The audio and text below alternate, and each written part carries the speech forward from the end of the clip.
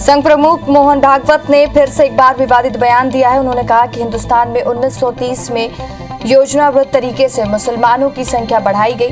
भागवत ने कहा कि भारत में बंगाल, असम और सिंध को भी पाकिस्तान बनाने की योजना थी। ये योजना पूरी तरह कामयाब नहीं हुई, पर विभाजन होकर पाकिस्तान बन गया। राष्ट्रीय स्वयंसेवक संघ के प्रमुख मोहन भागवत ने असम गुवाहाटी में सीएए को लेकर बड़ा बयान दिया है। उन्होंने कहा है कि सीएए के किसी मुसलमान को कोई दिक्कत नहीं होगी और सीएए और एनआरसी का हिंदू मुस्लिम विभाजन से कोई लेना देना नहीं है। भागवत ने कहा कि राजनीतिक लाभ के लिए इसे सांप्रदायिकता रूप दिया गया है।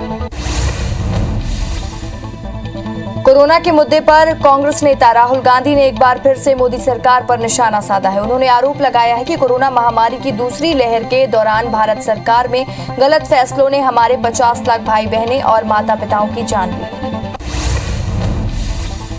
कांग्रेस महासचिव प्रियंका गांधी ने केंद्र सरकार के ऑक्सीजन की कमी से कोई मौत नहीं हुई वाले बयान को लेकर हमला बोला है। प्रियंका गांधी ने ट्वीट कर कहा, मौतें इसलिए हुई क्योंकि महामारी वाले साल में सरकार ने ऑक्सीजन निर्यात 700% तक बढ़ा दिया था। सरकार ने ऑक्सीजन ट्रांसपोर्ट करने वाले टैंकरों की व्यवस्था नहीं की। प्रियंका गांधी ने कहा कि मौतें इसलिए हुई क्योंकि संसदीय समिति की सलाह को नजरअंदाज कर ऑक्सीजन उपलब्ध कराने का कोई इंतजाम नहीं किया गया। अस्पतालों में ऑक्सीजन प्लांट लगाने में कोई सक्रियता नहीं दिखाई गई। इससे पहले राहुल गांधी ने भी केंद्र की मोदी सरकार पर कोरोना से हुई मौतों को लेकर हमला बोला था। अब पेगासस को लेकर सीएम ममता बनर्जी ने भी केंद्र सरकार पर हमला बोला है। ममता बनर्जी ने कहा कि बीजेपी की संघीय ढांचे को गिरा दिया है और साथ ही उन्होंने कहा हमारे फोन टैप हो रहे हैं। पेगासस खतरनाक और क्रूर है। हमें केंद्र पर प्लास्टर लगाना चाहिए, नहीं तो देश तबाह हो जाएगा। छत्तीसगढ़ के सीएम भूपेश बघेल ने प्रेस कॉन्फ्रेंस की, जिसमें उन्होंने पेगासस फोन टैपिंग को लेकर केंद्र सरकार पर निशाना साधा। उन्होंने कहा कि जासूसी कांड पर देश को सच जानने का हक है। पेगासस से लोग छत्तीसगढ़ आए थे और छत्तीसगढ़ में भी जासूसी हुई है। इसका जवाब रमन सिंह को देना चाहिए। दिल्ली में बीजेपी की प्रेस कॉन्फ्रेंस में संबित पात्रा ने महामारी पर राजनीति नहीं करने की अपील की है। पात्रा ने कोरोना पर हुई मौत पर राजनीति के लिए विपक्ष पर तंज कसा। केंद्र ने ऑक्सीजन की कमी से हुई मौत पर राज्यों को आंकड़े बताने के लिए कहा था। किसी भी राज्य द्वारा आंकड़े नहीं भेजने पर पात्रा ने विपक्ष पर निशाना साधा। संबित पात्रा ने कहा किसी भी राज्य ने ये नहीं कहा कि उनके राज्य में ऑक्सीजन की कमी को मौत हुई है। और चाहे महामारी, चाहे वैक्सीन का विषय हो, हर विषय में झूठ बोलना, हर विषय में भ्रम फैलाना और लोगों को बरगलाना, ये राहुल गांधी ने एक ट्विटर ट्रोल के रूप में काम करते हुए किया है।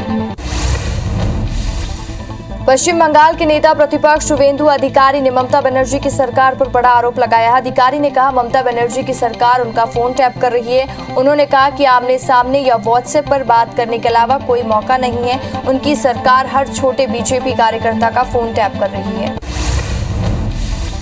बंगाल की मुख्यमंत्री ममता बनर्जी ने उत्तर प्रदेश, दिल्ली और गुजरात समेत कई राज्यों में मेगा वर्चुअली रैली की।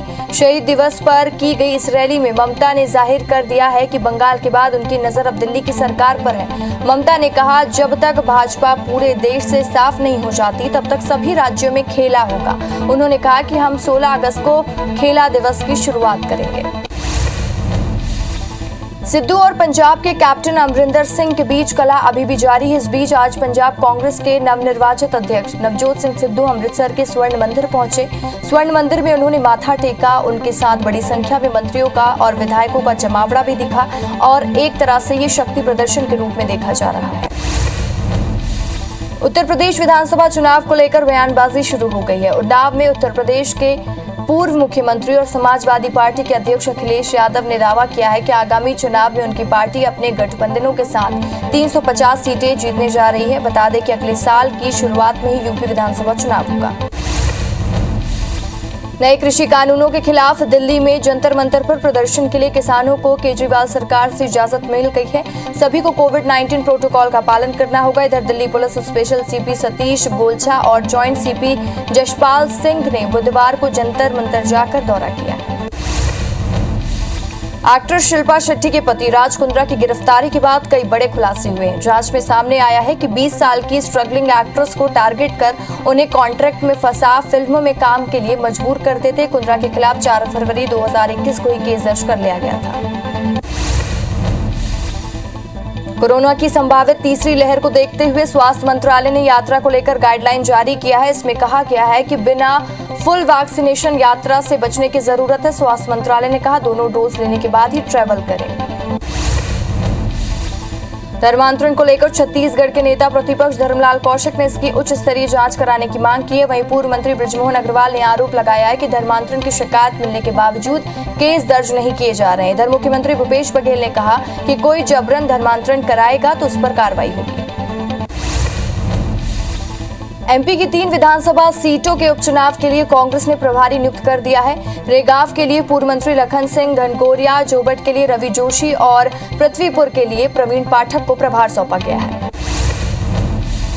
ग्वालियर के डबरा में 3 लाख रुपए के लिए पत्नी को एसिड पिलाने वाले आरोपी पति को पुलिस ने दिल्ली से अरेस्ट किया है। वहीं महिला की जेठानी मिथिलेश जाटव को भी गिरफ्तार किया गया है और मामले में लापरवाही बरतने वाले एएसआई को सस्पेंड कर दिया गया है। साथ ही थाना प्रभारी को भी लाइन अटैच कर दिया गया है।